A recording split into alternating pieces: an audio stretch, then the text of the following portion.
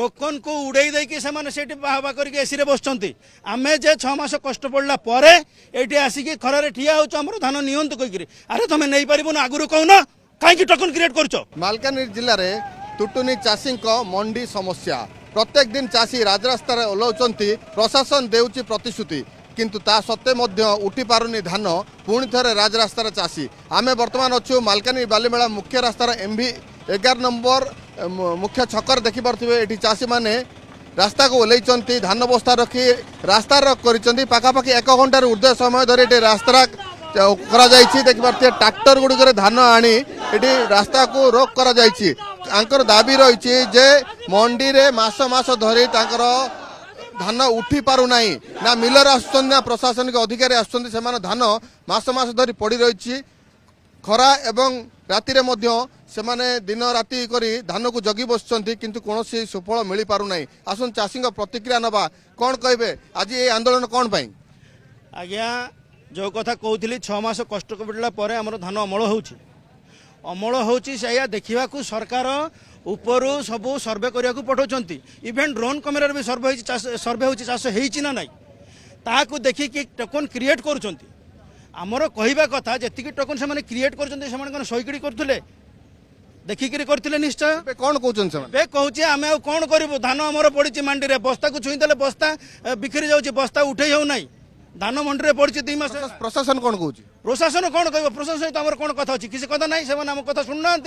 जदि से शुणुता धान को उठे नहीं था टार्गेट अनुसार एपर्यंत नहेले माने जी मंडी आरंभ दिन मंडी नहेले गोटे 5 कि 6टा मंडी हो बाकी सब मंडी फेलुआर बंद होले जो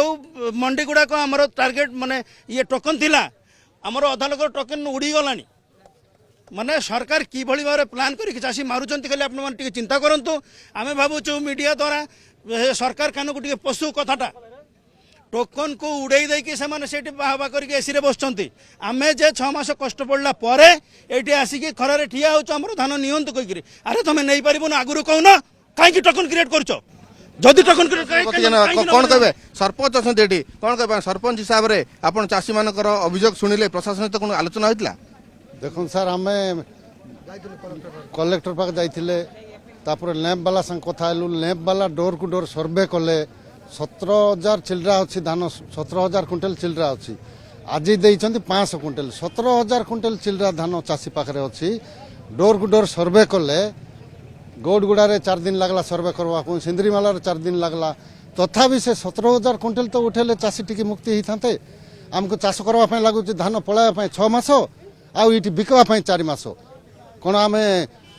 4 6 8 मास 9 मास आम धान जमी थी 6 मास और बिकवा जगार मंडी थी और 4 मास यहाँ कौन बीजेडी गवर्नमेंट बीजेपी गवर्नमेंट नीति यहाँ आमको ठीक लगुना चाषी धान केमती उठब से आप टीवी माध्यम ओटीवी माध्यम सरकार को मेसेज जाऊ शीघ्र धान उठू कौन कहे राजरास्तार बस केत समय बसले कौन प्रशासनिक अधिकारी आसिले कि नहीं आलोचना प्रशासनिक तो आज एबे पर्यंत के आसी ना जदि न आसबे आम जारी रखब आम दाबी आंदोलन आगू जारी रही जदि दान न उठला आम आगामी दिन जोरजार लड़े रखा आम चाषी मान प्रतिक्रिया से धान न उठे ताले आंदोलन जारी रही रास्तार से हटबे ना जो वर्ष वर्ष धरी मास मास धरी से चाष करते किंतु धान उठी पारु नहीं खरा ताती राति से जगी बस देखिपे उभय पाखे कि गाड़ी गुड़ी अटक रही प्राय 1 घंटार ऊर्ध्व समय धरी ये रास्ता अवरोध रही मालकानी सदर महकुमार यार दूरता मात्र 7 ରୁ 8 किलोमीटर दूरता किंतु कौन प्रशासनिक अधिकारी एवं पहुंची ना जहाद्वारा अनेक लोक हैरान होबार चित्र देखा पाऊँ उभय पक्षे गाड़ी गुड़ी अटकी रही ट्रक बस यात्रीवाही गाड़ी समस्त गाड़ी गुड़िक अटक रही प्रशासन जदि न पहुंचे ताले चाषी तो आंदोलन हटबे ना किंतु लोके यात्री मैंने अनेक हैरान होबार चित्र देखा मिल मालकानी कैमरा पर्सन विक्रम पाढ़ी जितेंद्र बोरा।